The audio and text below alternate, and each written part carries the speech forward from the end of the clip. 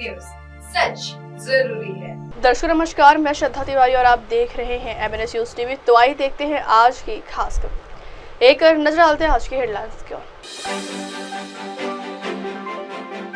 Police पर हमले के दोषियों को नहीं छोड़ेंगे सीएम। महाराष्ट्र सरकार मंत्री नितेश राणे को क्यों दे रही छूट? जल्द सेवा देगा मेट्रोपॉलिटन सर्विलांस यूनिट। तो आइए देखते हैं खबरें विस्तार से। पुलिस पर हमले के दोषियों को नहीं छोड़ेंगे सीएम। मुख्यमंत्री देवेंद्र फडणवीस 17 मार्च को हुई हिंसा के बाद पहली बार नागपुर पहुंचे थे। आज उन्होंने नागपुर में हिंसा के मामले में वरिष्ठ स्तर के अधिकारियों से बैठक की और पूरी जानकारी हासिल की। हिंसा में बड़ी संख्या में पुलिस के जवान घायल हुए हैं। बता दें कि नागपुर शहर सीएम फडणवीस का गृह नगर भी है। राष्ट्रीय स्वयंसेवक संघ का मुख्यालय भी नागपुर में ही है। ऐसे में नागपुर में हिंसा होना बड़ी बात मानी जा रही है, इसलिए सीएम इस मामले को गंभीरता से ले रहे हैं। दंगाइयों ने जिस प्रकार से दंगा किया उसके बारे में एक वरिष्ठ स्तर की बैठक मैंने की है। हमारे सहयोगी मंत्री बावनकुळे जी भी उसमें उपस्थित थे। किस प्रकार की घटनाएं हुई, उन घटनाओं में अगर कोई लैप्सेस थे तो वो क्या थे, उन घटनाओं को किस प्रकार से रिस्पॉन्ड किया गया और घटनाओं के बाद अभी तक क्या कार्रवाई की गई, इसकी पूरी जानकारी मैंने प्राप्त की है। मेरे अपने कुछ ऑब्जर्वेशंस उस संदर्भ में थे, वो भी मैंने पुलिस आयुक्त और जो वरिष्ठ अधिकारी थे उन सबके सामने रखे हैं। मूल रूप से ये घटना जिस दिन घटी उस दिन सुबह औरंगजेब की एक प्रतीकात्मक कब्र जलाई गई और उसको जलाने के बाद कुछ लोगों ने उसके बारे में कंप्लेंट भी की। पुलिस ने नियम के अनुसार उस कंप्लेंट को एंटरटेन भी किया, लेकिन बाद में कुछ लोगों ने सोशल मीडिया का उपयोग करते हुए पॉडकास्ट और पोस्ट के माध्यम से ये औरंगजेब की प्रतीकात्मक कब्र नहीं जलाई गई तो इस पर दरगाह की चादर लगाई थी और उसमें कुरान की आयतें लिखी हुई थी, उसको जलाया गया। इस प्रकार का एक झूठा प्रचार किया और लोगों की भावनाओं को भड़काने का काम किया। शाम के समय नागपुर के कुछ इलाकों में लोग जमा हुए और दंगाइयों ने पत्थरबाजी की, गाड़ियों को तोड़ा, दुकानों पर हमला किया और बड़े पैमाने पर नुकसान करने का काम किया। पुलिस ने भी अच्छी कार्रवाई की। 4, साढ़े 4, 5 घंटे में पुलिस ने इस पर पूरा काबू लाया। उसके लिए आंसू गैस के गोले छोड़ने की बात हो या अलग अलग प्रकार से जो कार्रवाई करनी पड़ती है वो सारी कार्रवाई पुलिस ने की, जिसके कारण इसको काबू में लाया गया। इसमें बड़े पैमाने पर पुलिस घायल हुई। पुलिस के हमारे डीसीपी लेवल के 3 लोग और कुल मिलाकर 33 पुलिस के लोग और कुछ सिविलियंस और सारे कुल मिलाकर 40 लोग इस प्रकार से इसमें घायल हुए। उसके बाद पुलिस ने इन इलाकों में कर्फ्यू भी लगाया। अभी उस दिन के बाद इन इलाकों में कोई घटना नहीं घटी है, शांति है। लेकिन जो सीसीटीवी फुटेजेस हमारे पास उपलब्ध थे, अलग अलग लोगों ने वीडियोस दिए थे, उन वीडियोस को भी एनालाइज किया गया। पत्रकारों ने भी पुलिस के पास कुछ वीडियोस दिए, उसको भी एनालाइज करने के बाद जो दंगाई है उनकी पहचान कर ली गई है। 104 लोगों को अभी तक पहचान कर पकड़ा गया है, जिसमें 92 लोगों को अरेस्ट किया है, 12 18 साल के अंदर के विधि संघर्षित बालक है, उनको उस कानून के तहत उन पर कार्रवाई की गई है। और जब तक आखिरी दंगई को पकड़ा नहीं जाता, ये कार्रवाई रुकने वाली नहीं है। ये कार्रवाई चलती रहेगी। लगातार एविडेंस आ रहा है, उस एविडेंस के आधार पर ये कार्रवाई यहां पर चल रही है। ये भी तय हुआ है कि ये जितना नुकसान दंगइयों ने किया है, इसका पूरा हिसाब निकाला जाएगा और ये पूरा नुकसान उनसे वसूल किया जाएगा। और अगर वो नुकसान के पैसे नहीं भरते हैं तो उनकी प्रॉपर्टी को बेचकर ये नुकसान भरपाई की जाएगी। किसी भी हालत में इस प्रकार से किसी को दंगा करके दूसरे को नुकसान पहुंचाने की इजाजत नहीं दी जाएगी। जिनकी गाड़ियों का नुकसान हुआ है, सरकार उनको मदद करने वाली है। जो भी हमारे नियम है, उन नियमों में बैठाकर हम लोग निश्चित रूप से उनको मदद करेंगे। अगले 7 दिनों में ये मदद करने की हमारी कोशिश होगी। और साथ साथ जिन लोगों ने सोशल मीडिया का उपयोग करते हुए इस प्रकार के पोस्ट किए, जिसके कारण दंगे भड़के या दंगे भड़कने में या लोगों को भड़काने में जिनकी पोस्ट ने काम किया है, ऐसे लोगों को भी हम लोग सह आरोपी बनाएंगे, को एक्यूज बनाएंगे और उनको भी दंगे का आरोपी माना जाएगा। करीब 68 पोस्ट ये अभी तक आइडेंटिफाई करके उसको डिलीट किया गया है।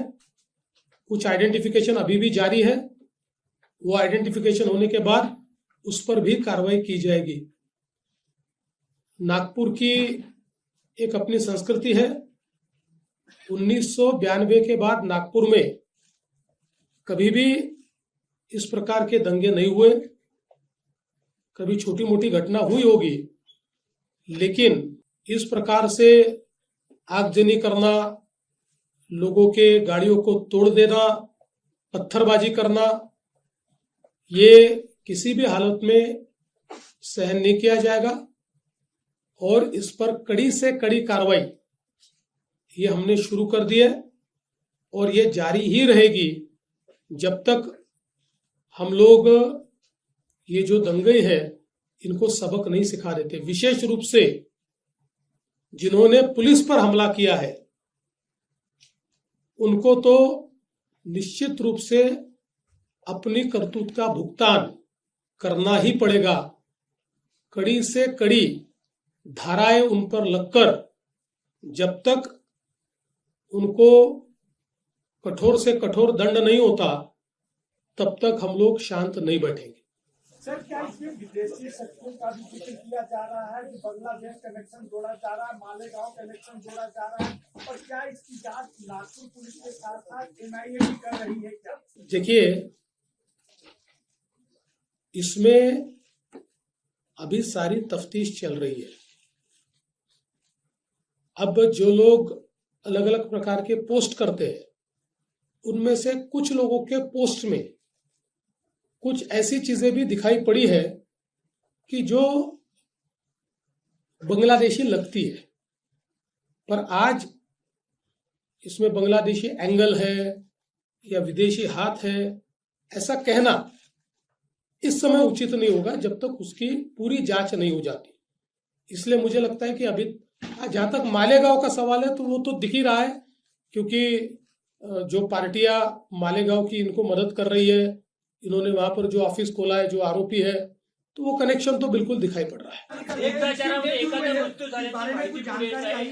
देखिए, अभी इसके बारे में आधिकारिक रूप से डॉक्टर उसकी घोषणा करेंगे, उसके बाद ही उस पर बोलना ठीक होगा। दंगा होने के बाद यूपी में जैसे बुलडोजर कार्रवाई होती है, तो नागपुर में भी वो दंगाई को अभी जब पूरी जो मामला स्पष्ट है सामने, तो क्या नागपुर में भी बालदरपुरा एरिया में बुलडोजर कार्रवाई होगी क्या? देखिए, महाराष्ट्र में हम लोग अपने तरीके से कार्रवाई करते, जहां बुलडोजर चलाने की आवश्यकता होगी वहां चलेगा, जहां गलत काम होगा उसको रौंदा जाएगा, किसी को बख्शा नहीं जाएगा।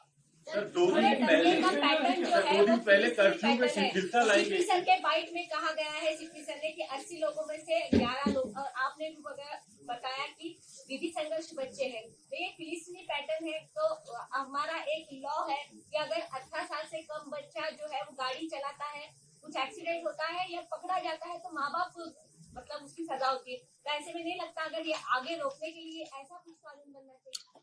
देखिए, अभी इसकी जांच होगी और मैंने जैसे बताया कि हमारे पास अवेलेबल जितने कड़े से कड़े कानून हैं उन कानूनों के तहत हम लोग इसमें कार्रवाई करेंगे। 2012 में जब मुंबई में वायलेंस हुआ था, 2012 में क्या हालात पैदा हुआ था, महिला कांस्टेबल के साथ काफी अभद्रता की गई थी, इसमें भी वैसा ही है, एक सिमिलर पैटर्न लग रहा है। देखिए महिला कांस्टेबल के साथ अभद्र व्यवहार हुआ, मैंने सीपी साहब को ये पूछा है, ऐसी परिस्थिति नहीं है। हाँ, महिला कांस्टेबल पर पत्थर फेंके गए, उनको आहत करने का प्रयास हुआ है, लेकिन जिस प्रकार से मीडिया में बातें चली है, मैंने उसके बारे में पुलिस कमिश्नर से जानकारी ली और पुलिस कमिश्नर ने स्वयं उसकी जांच की है और उनका कहना यह है उस प्रकार का अभद्र व्यवहार नहीं हुआ है। हाँ जरूर, पर यह भी गलत ही है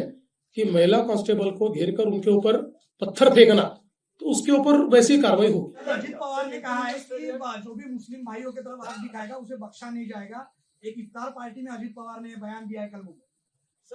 अजित पवार जी ने क्या बयान दिया मुझे मालूम नहीं, पर जो भी अच्छा व्यक्ति है, देशभक्त है, देश के लिए काम करता है, वो किसी भी जाति का हो, धर्म का हो, उसके ऊपर कोई गलत आंख उठाएगा तो हम भी सहन नहीं करेंगे। लेकिन जो समाज को तोड़ने का काम करेगा, जो समाज में हिंसा करने का काम करेगा, उसको छोड़ेंगे भी नहीं।